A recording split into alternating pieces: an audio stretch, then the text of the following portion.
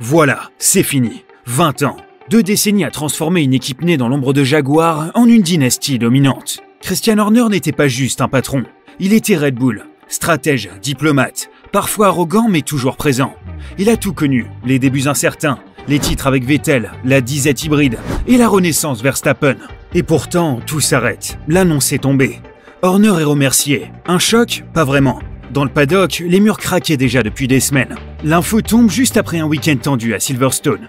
Mais ce n'est pas une seule course qui a fait tout basculer. C'est l'accumulation. Des mois de malaise, de doute, de silence gêné. Depuis le début de la saison 2025, Red Bull semble désorienté. Et Horner, longtemps intouchable, s'est retrouvé dans la ligne de mire.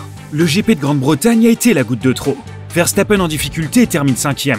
Tsunoda hors des points. Et McLaren, 33 points dans la musette, propulsé par le pole de Norris. Red Bull plafonne seulement à 10. Et cette fois, pas de camouflage possible. Pas de victoire de Max pour masquer les failles. Pas de miracle stratégique dans les stands. Juste une réalité brutale. Red Bull ne domine plus. Et tout le monde dans le paddock le voit. Dans un sport qui ne pardonne rien, même les légendes finissent par tomber. L'ère Horner est terminée. Dimanche à Silverstone, l'ambiance chez Red Bull n'avait rien d'habituel. Des tensions visibles, des regards fuyants, et une scène qui a marqué les observateurs. Paul Smith, stratège de l'équipe en pleine dispute avec Jos Verstappen, avant d'être vu en larmes dans l'espace technique. Quelques heures plus tard, lui aussi était remercié. Ce n'était pas une crise soudaine, c'était une purge méthodiquement préparée. Le conseil d'administration de Red Bull GmbH, piloté par Oliver Mintzlaff, avait déjà pris acte de l'échec sportif. Mais le malaise allait plus loin. Depuis plusieurs mois, des figures clés partent ou sont poussées vers la sortie. Ingénieurs, chefs de projet, logisticiens. Les départs s'enchaînent, la structure se vide. Ce n'est plus juste une crise de résultats, c'est une crise de gouvernance. L'équipe reposait sur un leadership fort, une hiérarchie claire. Mais en 2025, cette stabilité s'est effondrée. Plus de cap, plus de repères. Et quand on pilote à l'aveugle en Formule 1, on finit dans le mur. Red Bull n'a pas vacillé uniquement à cause de ses résultats. Le vrai point de rupture, c'est le scandale Horner. Début 2024, une enquête interne est ouverte. Accusation de comportement inapproprié envers une salariée. Officiellement, Horner est blanchi. Mais à peine le communiqué publié, des messages supposés entre lui et la plaignante sont envoyés à toute la presse F1. Des échanges privés, compromettants, qui deviennent publics en pleine saison. Impossible à étouffer, et immédiatement l'image de Red Bull s'effondre. Les sponsors s'interrogent, Verstappen embarrassé botte en touche en interview. Et plutôt que de se mettre en retrait, Horner opte pour la mise en scène. Le 2 mars, il arrive main dans la main avec sa femme Jerry Halliwell dans le paddock. Photos, dîner à l'hospitalité Red Bull, tout était orchestré pour afficher l'unité. Mais personne n'est dupe, en interne le malaise est palpable. Et cette volonté de contrôler le récit coûte que coûte n'a fait qu'aggraver les fractures. Chez Red Bull, 2 hommes symbolisaient l'excellence technique, Adrian Newey et Jonathan Whitley. Newey, c'est l'ingénieur légendaire, le maître de l'aérodynamique, recruté en 2006 par Horner. Leur lien était si fort que Newey était même le parrain de la fille de Christian. Mais en 2024, il quitte le navire, sans hommage, sans mots, sans au revoir. Un départ silencieux, presque gêné. Whitley, lui, il était chef d'orchestre opérationnel, loyal, respecté, et considéré par beaucoup comme le successeur naturel de Horner. Mais lorsque le conseil blanchit Christian, il comprend qu'il ne montera jamais plus haut. Alors, il s'en va, direction Vicarb, ex-AlphaTauri, où il devient team principal. Et ironie cruelle, une semaine avant l'éviction de Christian, Whitley célèbre un podium avec sa nouvelle équipe. Red Bull perd plus que des talents, elle perd son socle. Car derrière les victoires, il y avait ces hommes, et leur départ marque le début d'une désintégration silencieuse. Il n'y a aucun rôle officiel et pourtant Jos Verstappen pèse déjà dans chaque décision. Ancien pilote, père de Max, figure omniprésente dans les garages, il est devenu le protecteur inflexible de son fils. Et en 2025, il a pris la parole. Beaucoup trop selon certains. Dès Bahreïn, il dénonçait déjà une ambiance empoisonnée chez Red Bull. Car aujourd'hui, tout repose sur Max, et Max porte l'équipe à bout de bras. Sur 172 points marqués par Red Bull, 165 viennent de lui. Sans Max, l'équipe serait en bas de tableau au coude avec Alpine. Alors quand les résultats chutent, quand l'ambiance se dégrade, et que Horner est empêtré dans un scandale, Jos hausse le ton. Et quand Jos parle, on écoute. A-t-il poussé Horner dehors? Officiellement non, mais il n'a pas besoin de le dire. Dans ce paddock, certains mots ne s'écrivent pas, ils s'imposent. Pour comprendre pourquoi Christian Horner a pu survivre aussi longtemps à la tempête, il faut lever les yeux au-dessus du paddock. Direction Salzbourg en Autriche, puis plus loin encore, Bangkok. Car derrière Red Bull Racing, il y a Red Bull GmbH. Et derrière Red Bull GmbH, il y a une alliance austro-thaïlandaise vieille de presque 40 ans. En 1987, le Thaïlandais Chaleo Yuvidia et l'Autrichien Dietrich Mateschitz s'associent pour lancer Red Bull à l'international. Une boisson énergisante qu'on connaît tous, devenue un empire mondial. Aujourd'hui, 51% des parts de l'entreprise appartiennent encore à la famille Yuvidia, et notamment à Chalerme, le fils héritier. Un homme discret mais omniprésent. On le voit rarement en public, mais souvent dans les paddocks, toujours en retrait, toujours en observation. Et jusqu'à récemment, Chalerme soutenait Horner fermement.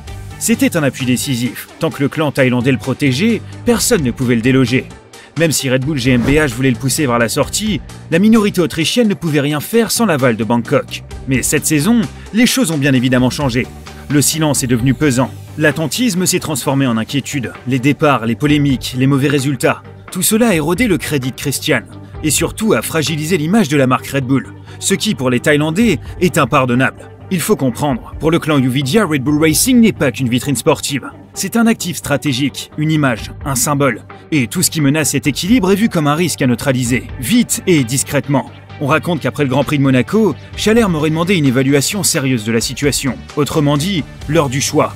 Et ce choix a été fait. Les voix de Salzbourg ont enfin pu s'aligner avec celles de Bangkok. Horner ne faisait plus l'unanimité. Il ne faisait même plus l'équilibre. Alors ils ont tranché, froidement, définitivement. Christian Horner, c'était plus qu'un patron. C'était une figure, un stratège, un meneur. Un homme qui avait compris que la F1 se gagne autant devant les caméras que dans les stands. Nommé en 2005 à seulement 31 ans, il devient le plus jeune team principal de l'histoire moderne. Et il ne quittera plus la scène.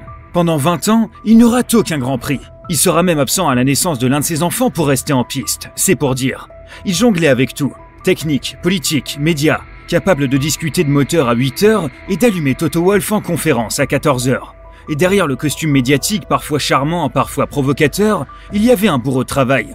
Et les chiffres parlent. 6 titres constructeurs, 8 titres pilotes, une armoire à trophées débordante à Milton Keynes.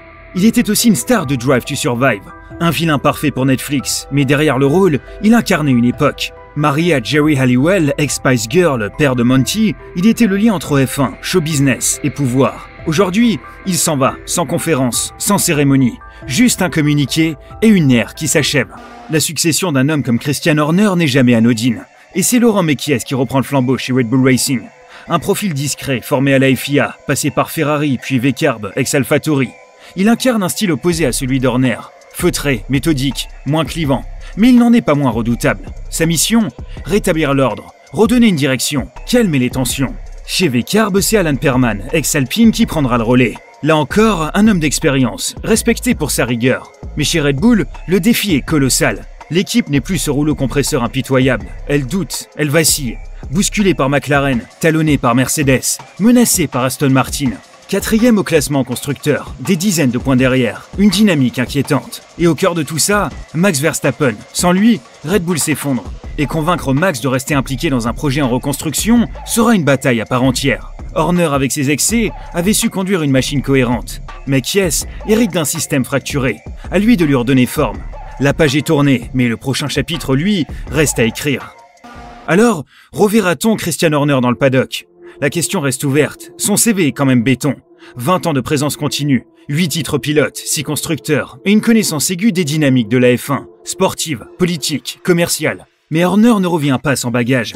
Les scandales l'ont fragilisé, l'image est écornée, et la F1 moderne soigne de plus en plus sa vitrine. Dans un contexte ultra médiatisé, son retour poserait question. Il connaît tout le monde, mais qui osera l'accueillir ? Certains l'imaginent consultant média, d'autres évoquent un projet futur avec Audi, mais rien de solide à ce jour. Et lui, fidèle à lui-même, reste silencieux. Pas de sortie publique, pas de réaction officielle. Ce qui est sûr, c'est que la F1 perd un de ses plus grands animateurs. Celui qui électrisait une conférence de presse en 10 secondes, qui faisait jeu égal avec Toto Wolff sur la piste comme dans les mots. D'ailleurs, avec son départ, Toto devient le team principal le plus ancien encore en poste, 12 ans. Les autres ne dépassent même pas 3. C'est un basculement. Une page se tourne, non seulement pour Red Bull, mais pour toute une génération de dirigeants façonnés dans les feux des guerres d'ego et de saisons à rebondissement. L'époque des figures dominantes se termine, mais le bruit qu'a laissé Christian, lui, va résonner encore longtemps. Et toi, penses-tu que Christian Horner reviendra en F1 ? Un comeback surprise dans une nouvelle équipe, ou un départ définitif façon Ross Brown ? Dis-le-moi en commentaire, et abonne-toi pour suivre ce nouveau chapitre de la Formule 1. N'hésite pas à activer la cloche pour ne rien rater, parce que si Red Bull a perdu son roi, la guerre, elle, ne fait que commencer.